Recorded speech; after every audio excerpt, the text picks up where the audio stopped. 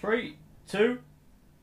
Hello guys, Dan here from Dan's Tech, and today's video, guys, I'm going to be bringing you Q&A number 12. Yes, nearly said 11. So this is Q&A number 12, and yeah, a lot of you guys have, posted a lot of comments, relating to what, components you're choosing for your rigs, and, just want to kind of, general discussion on graphic cards, which is, fine by me. So yeah, I've got a few questions, quite a few actually. I did save quite a lot from the previous video that I put up, which was on, the two RAV Power backpacks, and also, yeah, grabbed some questions from the last Q&A, which was about a month ago, so, yeah, quite a bit away. So, first question is from Anthony Bolland. Hey guys, just a quick one. I have two graphic cards in my system. They both seem to be working, but they aren't SLI capable. Does this mean I am only using one of them at one time? If you aren't using SLI, your cards are still being used, but both of them are only being used if you have one monitor plugged in to, say, each of the cards. So if you have two GPUs and you plug one monitor into one GPU and a second monitor into the second GPU, then yes, each GPU will be rendering what goes on that respective display. Yeah, that's essentially about it, really. Yeah. You see, cards are SLI capable, so you can't put them in SLI. But if you guys, are thinking of picking up a third or even a second graphic card, what I would recommend getting a card that is SLI capable, which in theory you can then just double your frame rate in games. I will be posting a lot of benchmarks on that soon because, as you guys know, or might not know, I have two GTX 770s in my machine, and in some games you get nowhere near twice as many frames, but in some games you do. Your frame rate's literally doubled, and talking to say like Battlefield 4 for example, yeah, your frame rate literally doubles. It's fantastic. So the second question is from, if I can spin my phone around, Nithiel Best. It's Triple Monitor Project Cars video coming soon. I might post some gameplay me playing Project Cars. It is a really good game, and yeah, especially with the three monitors and also a racing wheel that I have, it really does bring that game to life, and I know it's a lot more fun. It really is. I did get the three monitors before I got the racing wheel, but both of them put together, it really does, it really does improve your gaming experience. And yeah, Project Cars is a really good game, so leave that there. So yes, a Project Cars video will be coming soon. You did post it over a month ago, but hopefully it's something you still want to kind of look at. There we are. Anyhow, next question is from Ollie Moore. I'm probably being really dumb, but I just got a new custom PC and don't know how to connect it to my monitor. Okay, there's a HDMI linked to the MOBO and a mini HDMI on the graphics card. Do I plug an HDMI to the MOBO and to the monitor, or do I need to buy an adapter to fit the graphics card? Source for being dumb, because I know it's probably really obvious. Yeah, I suppose so. Typically, when you have a PC and you don't have a graphic card in the system, you want to be plugging your monitor into the back of your motherboard, because that's what you do when you don't have a GPU. You rely on integrated graphics.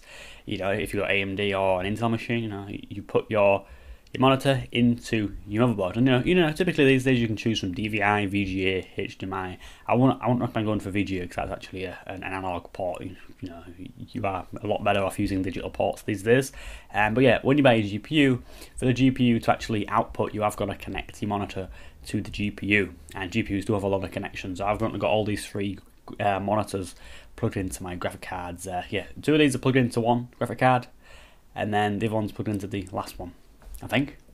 Yes, I think. But anyway, the SLI's working on this for sure. But yeah, that's what you need to do. You need to plug your monitor into your GPU. Yes, there we are. A new custom PC. I'm guessing you've not built it yourself, but oh well, welcome to the the PC master race, I suppose. Even though you probably paid a lot more to get a custom PC pre-built. Oh well. Anyway, next question is from Manlord Mode. Do I need to get a better power supply if I get an i7 4790K? My power supply is 600 watts and I got a GTX 970 for my graphics card. Typically no, if you have all the ports on that 600 watt power supply, that'll connect up to your graphic card. I'm guessing it does already. You said you got the 970. So typically, no, you'd be okay with 600 watts. I did have my i7 and a GTX 770 with a CX600 from Corsair. Now I've kind of moved up to an IRAM 850. I do have the two 770s, and 600 watt PSUs, and not really good enough for two graphic cards and an i7. So I'll keep that there. But yeah, typically you won't need a new power supply, so that's all good. Yes. And our next question is from Trudes. Is it Trudes? Trudes? Something like that. What do you think of this? i7 4790K and GTX 960. Any bottlenecks, and is my system decent? By the way, love the vids, keep it up, thank you. i7 and 960. There's definitely not a bottleneck there at all.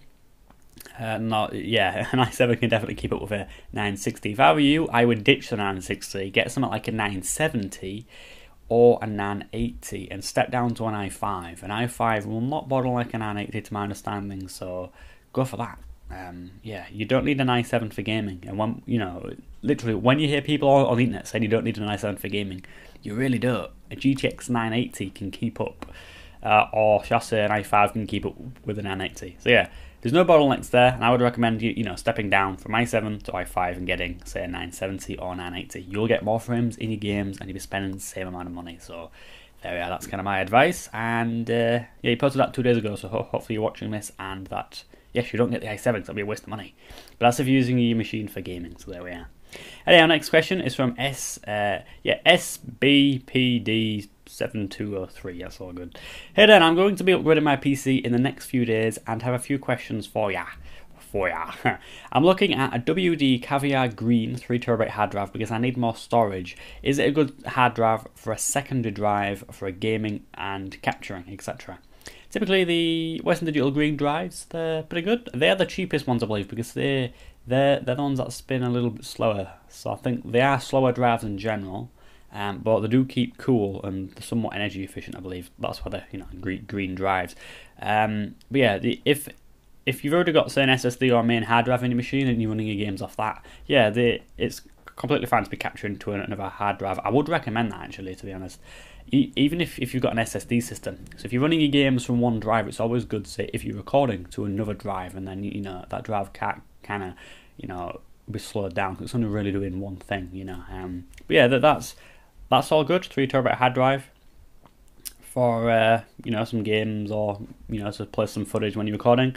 That's all good. Yeah, would kind of recommend that. All good. So the next question is from Christian Chavez. Do you think you can help me create a $600 computer with good specs that I will be able to live stream and record videos? So it's included a PC part picker link, and I believe I've got it here on my phone. So, oh no, I haven't. That's disappointing. Wonder where that went. Oh, I can't answer that one then. Sorry. So next question is from Mr. Ziggy Fun Muslim Channel. Okay, so yeah, his question is, I have noticed that many manufacturers have their own versions of NVIDIA graphics cards. What's the difference between these cards? Now, essentially, the only real difference between these cards is that they have different cooling solutions on them. So, they all have, say, the actual GPU chip inside. So, say for example, you buy a GTX 980. And, you might want to go with an MSI version, a Palette version, an Asus version. All them GPUs have, the 980 chip inside, the actual GPU. But the only real thing that differs is that they have different cooling solutions on them. Some might have, some really big heat pipes and have maybe 3 fans. Say MSI with their Transposer cards, they tend to have, say, 2 fans. And that's all that's really different, the cooling solution. However, based on how good the cooling solution is, these manufacturers can change the core clock and base clock. And typically, if you're buying a card with, say, 3 fans, or you're going for, like, say, one of the expensive Asus Strix 980s, you typically them coolers are pretty good. So say manufacturers like Asus, they're going to ramp up that core clock. And if the core clock is higher, then you're going to get more frames in games because essentially they're just overclocking your GPU more. There we are. It's not stopping you overclocking further, but yeah, that's essentially what they're doing. Better cooling solution, and yeah, because the cooling solution on some cards is better, yeah, that core clock is higher, so the card's running faster, so more FPS. Also, with some GPUs, a lot of manufacturers do change the actual PCB. They might relocate some of, say, the components. Some might use a lot better, say, capacitors or stuff like it in the card. And, it's sometimes, some manufacturers do say, double the VRAM. I know Nvidia won't let manufacturers make a 970 with 8 gig of RAM. So I think that's kind of Nvidia being like, don't change it. We want people to buy our 980s because our 970s is kind of like a fail with only 3.5 gigs. But whatever. Yeah. Same my GTX 770. You can also buy that in a 4 gig variant. Back when I did get, above my 770s, I was like, 2 gig will be alright for ages, but, now games like GTA 5, I kind of hope now that I had got the 4 gig cards, but that's how fast technology moves on, and, you've got to kind of, you just got to kind of accept that. But yeah, that's typically the difference between all the cards that different manufacturers make. They're just a little bit different, VRAM might be doubled, some a little bit faster, some are quieter, blah, blah, blah, blah. That's essentially it. So, hope I've kind of, clarified that for you. And, yeah, you posted that 6 days ago, so hopefully you're watching. Second question from Mr. Ziggyfon. This was actually kind of a comment. I'll just print screen this. But he said, this is the clearest build guide I have seen. Building this looks relatively simple, but the wire management steers me away from building a PC. I can do everything else though. I am just worried about putting the wires in the wrong ports. It looks so similar. And that comment was actually on the how to build a mini ITX gaming PC 2015. There's 2 parts to that one. So yeah, this is what I get from loads of guys. All you are kind of confused about, where all the cables go. My advice would be to, check out that video on my channel where I show you, what every cable does in a power supply. It's not the most entertaining video in the world, but it's, it's a video on power supply cables, so crying out loud. It tells you guys what all the cables are, what they all look like, and where they go typically on a motherboard. So, if you guys are building a PC, it's there really just to, just kind of educate you, and, you kind of, you kind of know what some of them cables are, and, you won't need to look in the manuals as much. Not that there's nothing wrong with looking in manuals, especially if you're a first-time builder of a gaming PC. Looking in the manuals, there's nothing wrong with that. At the end of the day, I still do, to see where, you plug various things like, say, I don't know, like the fans, for example. You only can't find them chassis fans. Oh. But there we are. Yeah, that's just one of the comments I get all the time. Clearest build guide I have seen. That was brilliant. But yeah, as you said, the wire management stays me away. You cannot put computer components in the wrong ports. They're all ridiculously different. They're all very, very unique. So that's going to be my kind of thing I'm going to say. And, hopefully, you build a PC soon, which would be great. So the next question is from, I'm not going to pronounce your name. Is it Suvik Chakraboch? You know what? Yeah. Currently, I have a 4 gig graphics card. The GTX 970, actually 3.5 gig. Yes, just said that like a minute ago. If I do SLI, then will my games be able to access a total of 8 gig or 7 gig of VRAM? Actually, you'll only get 4 gig access. When you SLI cards, you don't get double the amount of RAM because the textures and stuff which are stored on, say, the VRAM, that's got to be duplicated on both cards. Because when you're running SLI, they have got to be, they're working together. So they've got to have the same access to that, that kind of pool of VRAM. So yeah, you'd only get 4. Yeah, as I just said a few minutes ago, my GTX 770s, I've got 2. Does that mean I've got 4 gig? No, it only still means I've got 2 gig of VRAM. So there we are. Bit of a bummer, but that's how it is. And hopefully DirectX 12 does change that. I've heard rumours about the fact that when you do SLI cards using DirectX 12, you're going to get all that VRAM, so you can effectively double them. So that might be a thing soon.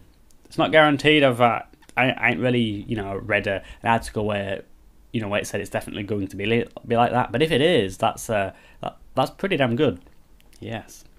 So the next question is from Amar Anwan. Opinions. Just some PC specs. Intel Core i7 4790K, Nvidia GTX 970 4GB graphic card, MSI Z97 Gaming 5 motherboard. That's quite a good motherboard from what I hear.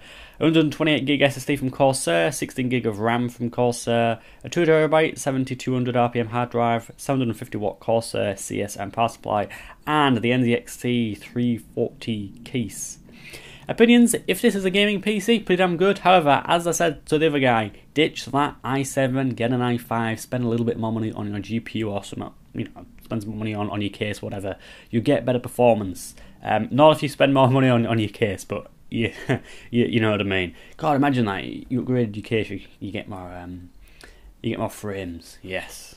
Saying that, it's a bit of a challenge sometimes, stacking all your components out into a new case. Yeah, it's like building your PC again. Yes. So yeah, it's good. If this is an editing PC, this is brilliant. But if you're gaming, you know, ditch the i7, get an i5, spend my money on the GPU. Yes, that's what I always say to everybody. And our last question is from Kelly Raspin. Nice, 980 Ti. How much faster is this card to the AMD Fury X? Now, from some articles that I've read online, the Fury X is faster than the 980 Ti, but when you overclock both the cards, the 980 Ti does come up on top. Yes, so that's about it. Yeah. From other stuff that I've read, the Fury X is a lot quieter. It also runs a lot cooler, and you know, typically, you know, that is a shorter card. So for small cases, yes, you do need to deal with the radiator and fan, but typically the Fury X pretty damn good.